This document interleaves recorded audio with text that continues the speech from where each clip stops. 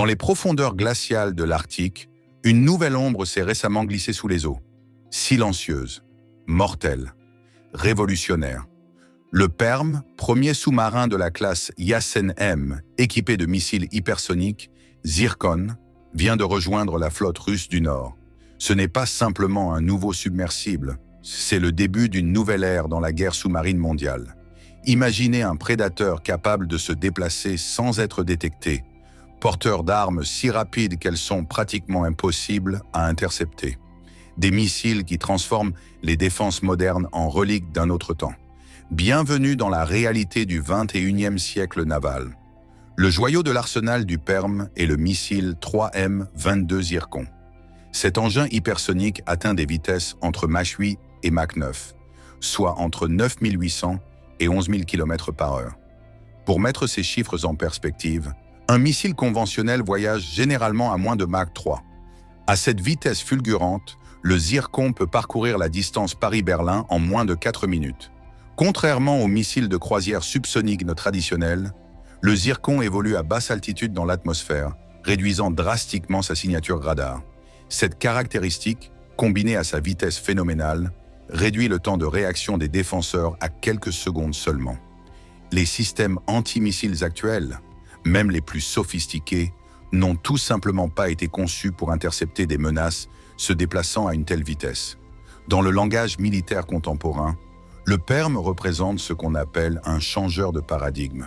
Sa cible principale, les atouts navals de haute valeur comme les porte-avions, ces symboles de la projection de puissance occidentale, ainsi que les infrastructures terrestres critiques, centres de commandement, batteries de missiles et installations radar. En intégrant le Zircon dans une plateforme sous-marine furtive, la Russie a créé un système de lancement hypersonique mobile et discret qui complique considérablement la planification militaire de l'OTAN et de ses alliés. La maîtrise russe de la guerre sous-marine n'est pas nouvelle. Elle remonte à l'époque soviétique, avec des légendes comme les classes Akula et Oscar, qui enterment les chasseurs de sous-marins occidentaux. Mais après l'effondrement de l'Union soviétique, la marine russe a traversé des décennies de négligence et de déclin. Le projet original 885 Yasen, conçu dans les années 1990 pour revitaliser la force sous-marine russe, a abouti au lancement du Severodvinsk en 2010. Bien que formidable, ce sous-marin s'est avéré coûteux et sa production retardée. Tirant les leçons de cette expérience, la variante Yasen-M, projet 885M, a émergé, plus silencieuse, plus petite, plus meurtrière et surtout bien plus rentable. Le Perm rejoindra la flotte du Nord russe, responsable des opérations dans l'Arctique, une région de plus en plus disputée en raison de son importance économique et stratégique. La fonte des glaces polaires a ouvert de nouvelles routes maritimes et révélé des zones riches en ressources naturelles. Dans cet environnement en mutation rapide, les sous-marins armés de missiles hypersoniques offrent une combinaison redoutable de furtivité, de mobilité et de capacité de frappe rapide à travers de vastes espaces peu surveillés. Cette avancée s'inscrit dans une course aux armements hypersoniques plus large, impliquant les États-Unis, la Chine et d'autres puissances développant leurs propres armes hypersoniques. L'intégration de cette technologie dans des plateformes sous-marines représente une nouvelle dimension de compétition qui pourrait redéfinir les conflits maritimes futurs. L'infrastructure militaire russe en pleine expansion dans l'Arctique, nouvelles bases, aérodromes et systèmes d'alerte précoce, signifie que le Perm opérera probablement sous la protection d'un vaste parapluie de déni d'accès et d'interdiction de zone, A2 par AD, le rendant encore plus difficile à traquer et à neutraliser pour ses adversaires. Sur le plan technologique, le Perm est une merveille d'ingénierie navale.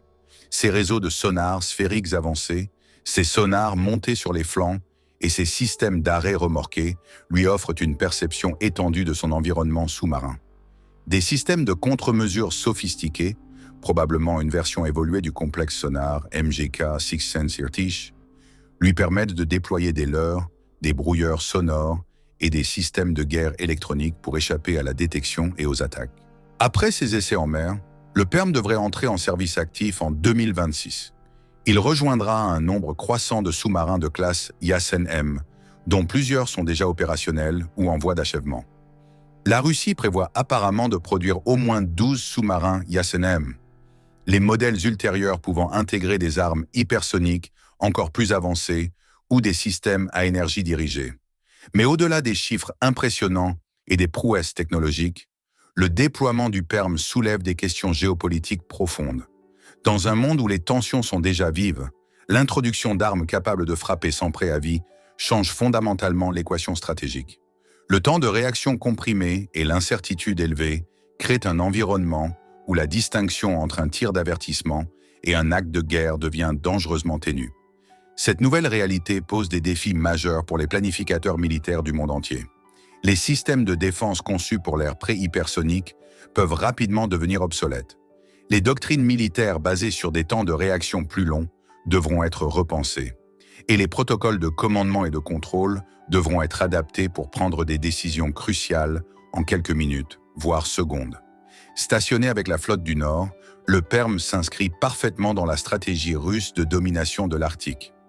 La capacité de déployer un sous-marin armé de missiles hypersoniques sous la glace arctique confère à Moscou un puissant levier d'influence tant économique que militaire.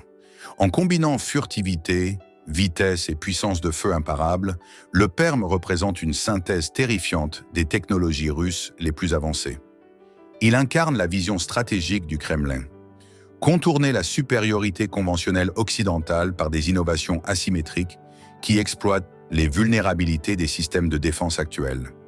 Dans les décennies à venir, la capacité à gérer calmement et rapidement des crises impliquant des armes hypersoniques sous-marines pourrait bien déterminer si le monde évite une guerre catastrophique ou y glisse inexorablement. La ligne entre dissuasion et provocation n'a jamais été aussi fine. Le lancement du sous-marin d'attaque nucléaire PERM marque un point d'inflexion historique dans les affaires militaires mondiales. En intégrant avec succès le missile hypersonique Zircon sur une plateforme sous-marine furtive, la Russie a réécrit les règles de la guerre navale. L'équilibre stratégique, longtemps maintenu par des forces nucléaires lentes mais survivables, est maintenant perturbé par des armes qui frappent à des vitesses hypersoniques avec un préavis minimal. Dans l'Arctique, l'Atlantique et peut-être un jour le Pacifique, le PERM et ses successeurs rôderont silencieusement, invisibles, inaudibles, mais jamais loin des préoccupations des stratèges militaires du monde entier. Dans cette nouvelle ère, la vitesse tue et les océans sont une fois de plus un champ de bataille mortel. Les implications pour l'avenir sont vertigineuses. Nous assistons potentiellement à une nouvelle course aux armements navals où la maîtrise des technologies hypersoniques et des plateformes sous-marines avancées déterminera qui contrôle réellement les mers. Les nations maritimes devront repenser leur stratégie de défense et d'attaque, investir massivement dans de nouvelles technologies de détection et peut-être développer leurs propres capacités hypersoniques sous-marines. Pendant ce temps, sous les vagues glacées de l'Arctique, le PERM glisse silencieusement dans les profondeurs, porteur d'une puissance de destruction jamais vue auparavant dans l'histoire navale. Un rappel froid et métallique que, même à l'ère du cyberespace et des guerres d'information, la domination physique des océans reste un pilier fondamental de la puissance mondiale. Les eaux profondes, autrefois refuge ultime pour les sous-marins furtifs, deviennent un théâtre d'opérations de plus en plus contesté, où technologie et stratégie s'entremêlent dans une danse mortelle aux conséquences potentiellement catastrophiques. Le PERM n'est pas seulement un sous-marin, c'est un présage du futur de la guerre navale.